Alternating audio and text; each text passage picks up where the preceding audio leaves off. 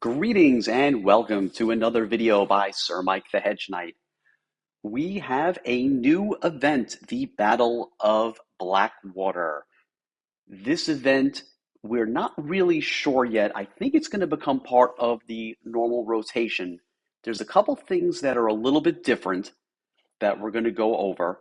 You'll see here, I haven't started the event yet. So what we're going to do is we're going to talk a little about it hypothetically, and then I'm going to dive into the very first battle not knowing what's coming, not knowing for sure what's coming. So we're going to experience that together.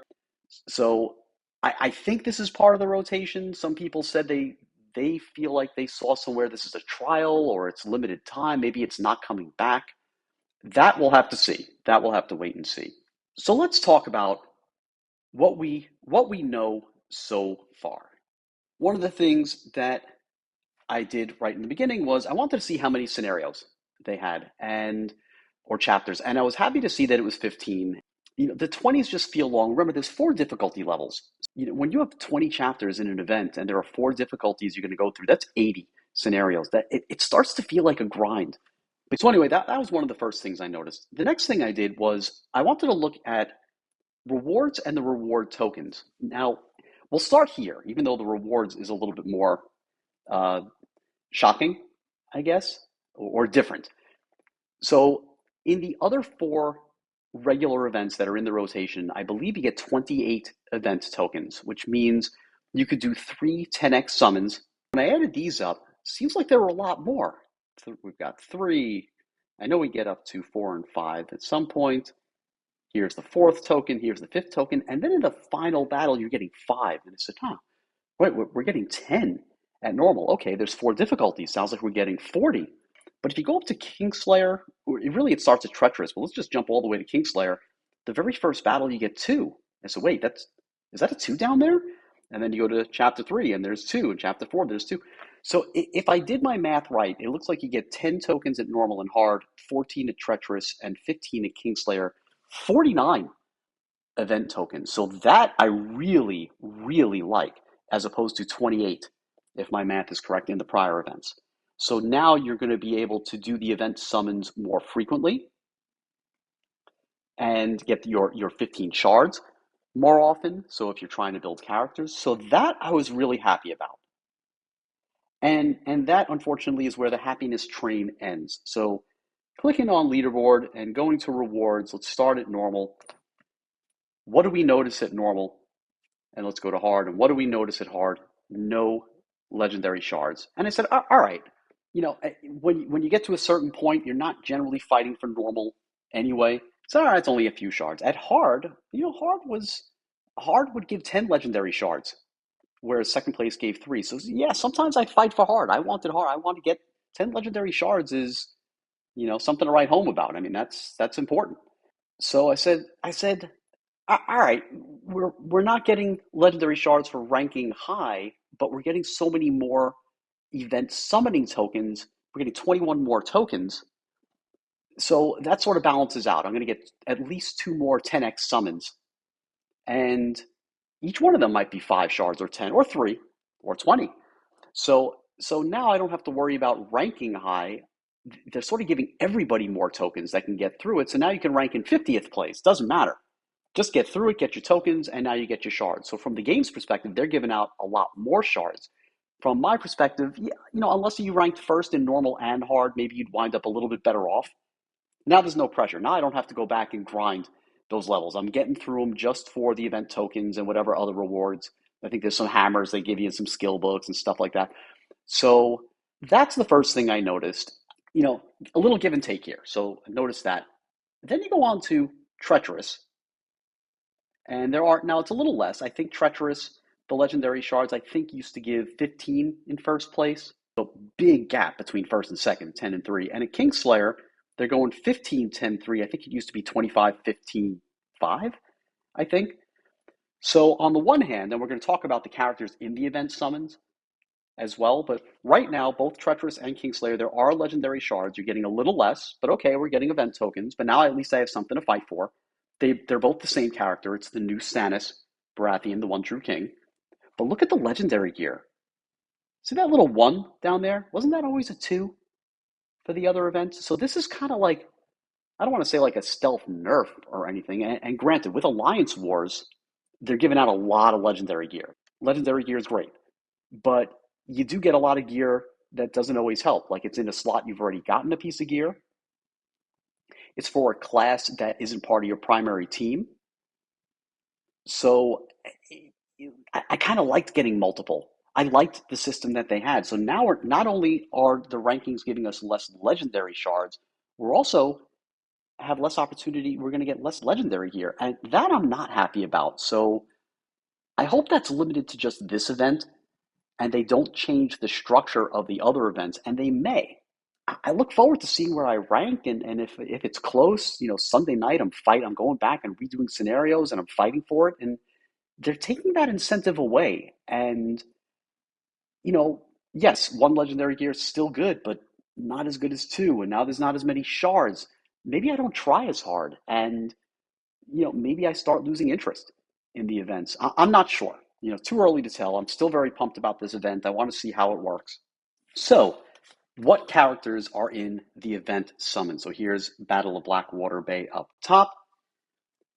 We go to our little percentage symbol, and we can see it's the new Davos, the new Stannis, the new Tyrion, all duplicate. As I've mentioned in other videos, they love duplicating character names here, which just boggles the mind. But new Davos, new Stannis, new Tyrion. All three of these characters, Davos is part of my primary team. The new Stannis, the new Tyrion, both of them I thought had uses, but didn't want to spend my gold and my hard-earned gold and green tokens on. My understanding is that these three characters also will get a boost. These are the characters that'll get a boost in the event to attack and defense. And we'll hopefully, once I get into the combat screen for the first chapter, hopefully we'll see how much of a boost that they're going to get. What I read about the event is, so the idea is going to be your every new wave, starting with the first wave, there are going to be wildfire gems thrown at the board, thrown at your team, essentially. And as long as those gems are on the board, every turn they're going to do damage to your team. So you're going to want to match them. In addition, when the wildfire gems are launched at your team or into the board, I think they're going to erase some or all of your buffs. So buff heavy teams are not going to be good for this event. And it didn't hit me at first, but someone in my alliance mentioned it about the Greens family. Birthright is a buff. Then the Greens will not be a good. This is going to be a speed event that you want to get through quickly. And supposedly, you're going to lose points by taking damage from these wildfire gems. So not only is it going to hurt you, you're going to lose points. So you want to match these gems as quickly as possible. So you're thinking, oh, speed, let me use my Greens team. Well, if you lose all your birthright, Greens team's not so good. So interesting. And I wonder how much of a complaint they're going to get from the spenders in the game that have these heavy Greens teams. Like, why did you do this? Why did you come up with an event that I can't use any of my good characters at any difficulty level at all ever? What are you doing to me? Why are you're like trying to exclude me from this event? So I wonder if there's going to be a little pushback there. So that's the first thing. What are my thoughts for the event? Well, it seems to me like it is going to be about gem popping. And when you talk about gem popping, you talk about the standard Baratheon team. There's a lot of new Baratheons, and they do some new different things. Robert Baratheon's out there, and this, Stannis, One True King, and even Davos. But Davos does a little gem popping. But like old Stannis, Blue Joffrey, Davos. So my thinking is you're going to pop gems to create cascades, just like the Baratheon team normally, that particular Baratheon team normally does, creating cascades when it's not your turn, which kind of clears the board and gives you stamina so that you can keep going without taking turns. So this is something that we saw in Battle of the Bastards. It's something I do in Rook's Rest because I don't have a Greens team, so I have to use my Baratheons team for speed. But now by breaking things on the board, maybe I'm breaking those wildfire gems as well. They also said the wildfire gems, like at some point, will spread to nearby gems. So you can't just leave them. It sounds like they'll fill the whole board with wildfire and you'll just burn on the Blackwater. So I guess that's thematically the idea. So that's what I'm thinking. So I think what we're going to go with is I'm going to use my core Baratheon team as we get into combat here. Blue Joffrey lead, Stannis, and Davos. They all have some gem popping ability. But instead of Varys and Melisandre, at least at the early difficulties, at least while I can, they don't they don't pop any gems. So what I'm thinking is the blue epic hound, Sandor Clegane. Now I've only got him at 4-star, but I think I have him fully leveled up, and I threw some legendary gear on him. His ability, when he gets it off, he hits 3 times, and each hit has a 50% chance of destroying a gem. Now, whether he can destroy the wildfire gem on its own, or we just destroy it during cascades, remains to be seen. I'm thinking Caraxes. Caraxes, who I use in the egg event to destroy the eggs, and then he destroys any gems that can hurt you, or hazards, is what they call them. And I assume that will work on wildfire gems. It'll then turn them into red dragon gems. When you burst red dragon gems, it does some damage and puts on fire. Like, that's really good for the egg event. The fire is not going to be as important, I think. I'm not doing a fire team here, but what if these wildfire gems are all over the place and they're in places that I can't match? Caraxes has a fast speed skill. If his ability can destroy those gems and prevent me from losing points and taking damage, I think he'll be useful. Now, obviously not a Baratheon, so I'll lose some gem damage. So that may hurt. I may not be able to use him all the way through to Kingslayer. I may have to go back to my primary team to get max gem damage and synergy and all those good things. That's what I'm thinking. So I've been holding off as long as I can. Let's hop into chapter 1. Let's see what this event is all about. Here we are, getting ready for battle number 1 of Battle of the Blackwater. Here is my team as assembled with Joffrey as lead.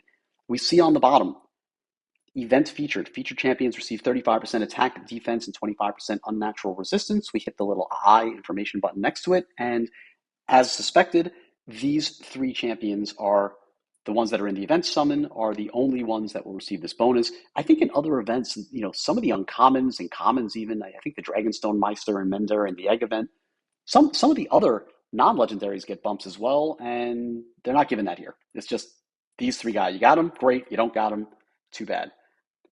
All right, let's hop in and find out what this wildfire is all about.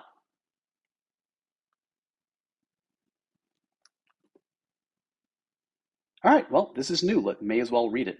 At the beginning of combat, it's funny that they show a picture. They're kind of telling you, hey, use old Stannis. there's, a big picture of old Stannis here. At the beginning of combat and every new enemy wave, there'll be an explosion. This explosion adds wildfire gems to the puzzle board and removes, oh, wow, removes all buffs from your champions. That hurts the Baratheons a little bit as well. We do get critical, gem critical damage and gem critical chance buffs and gem damage buffs on top of our, the Baratheon faction buff. So that'll set us back a little bit too. Interesting. Interesting. At the beginning of a turn, each of your champions takes damage for every wildfire gem on the puzzle board. Okay, this is as expected. Looks like they'll have a green glow around these gems, a flaming glow. Every turn, oh wow, every turn, look at this. Every turn, each wildfire gem has a chance to spread to an adjacent gem. Wildfire gems spread more slowly on the lower difficulties. So, so it sounds like a treacherous in Kingslayer. I mean, this is going to be, if you're a fan of the show and you saw Wildfire and what it did, this sounds nasty. This sounds like if you can't match one of those gems, it might be, before you know it, there might be 7 of them on the board. And if you're taking damage from it, whew, it sounds like it's going to be rough. Okay, so the wildfire has come in. Looks like, if I'm seeing it right, looks like we've got 3 on the board, 2 reds, and I'm fortunate that I can match them. Not only can I match them, but I can either match them by making a bomb or a clear all. We're probably going to go clear all to break all the reds to kill things as quickly as we can. Get as much stamina as we can for our red characters. And there's a blue at the bottom that I can't match, and that's all I've got. So we're going to create this red color clear all. Now again, we're at normal difficulty, so I mean, this isn't going to hit the guy in the corner, but it's probably going to kill these other guys, right? Oh, one of them took the hit. Okay, so wave 1 clear. Okay, now interesting. Interesting. Kill the first 3 enemies in 1 turn. Great. Have some skills ready. Fantastic. Didn't it say every wave there'd be more wildfire? Now that blue gem was the same gem that we saw at the beginning of our first turn.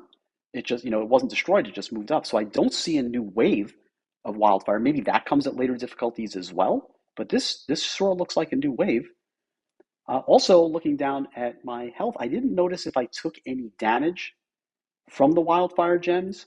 I'm going to take 2x off so we can see things a little bit more clearly, although this combat's probably almost over.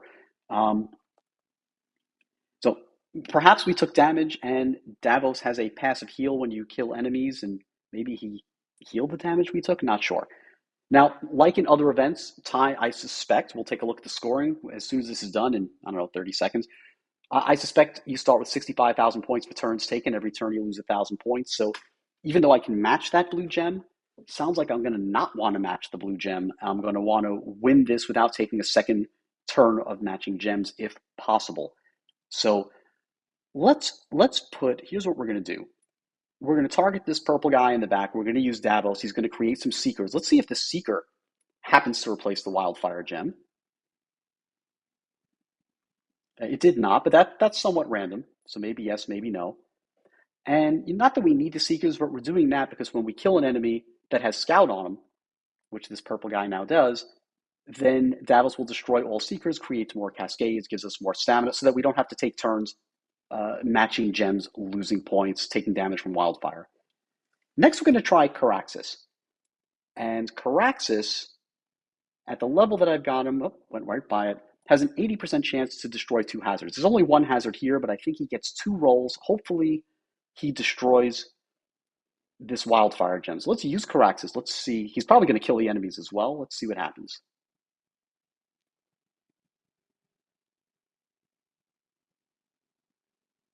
Ah, now it happened. It happened a little slow. We actually okay. A whole bunch of things happened. A whole bunch of things. A whole bunch of things happened.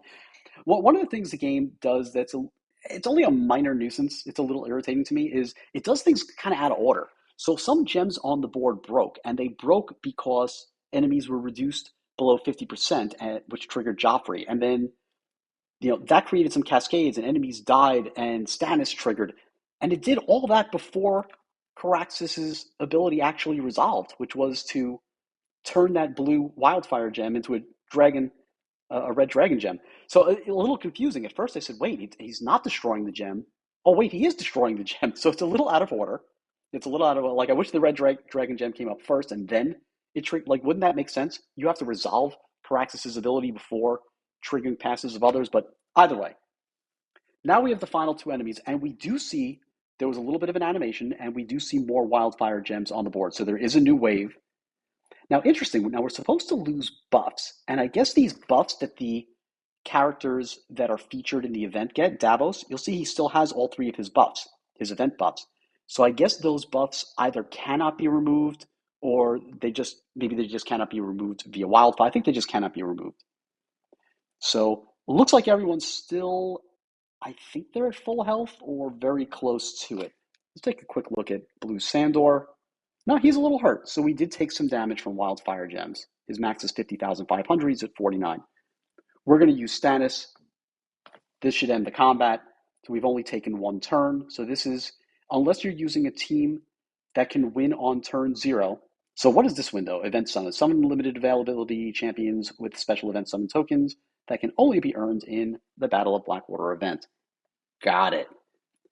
Let's look at point 158. And I think, trying to remember what people in my alliance said that their maximum, I feel like it was a little bit higher than this. So perhaps winning on turn 0, saving that 1,000 points is important. So what do we have?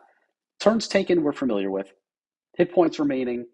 Again, I still feel like this is somewhat broken. When I kill enemies, Davos has a passive heal.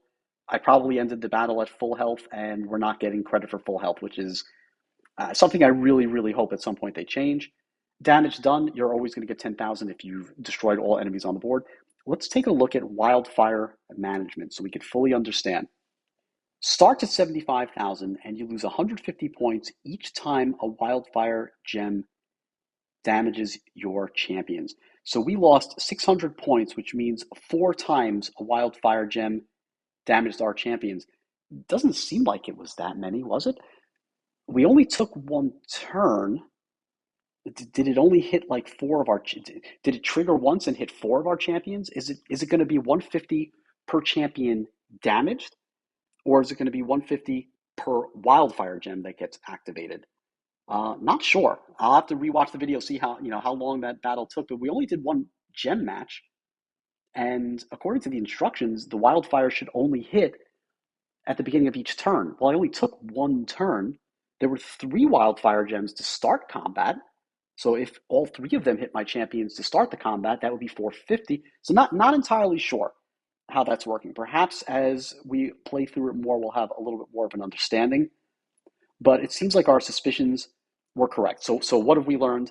Um, Got to match those wildfire gems. Sounds like they do a little bit of damage, but more importantly, you're losing points. So if you're playing for ranking, at least a Treacherous and Kingslayer sounds like ranking's still important. There's still legendary gear. One, not two. Still upset about it. Um, but you also get some legendary shards of Stannis, the One True King. So sounds like it'll be pretty important to rank well in Treacherous and Kingslayer. So got to knock out those wildfire gems.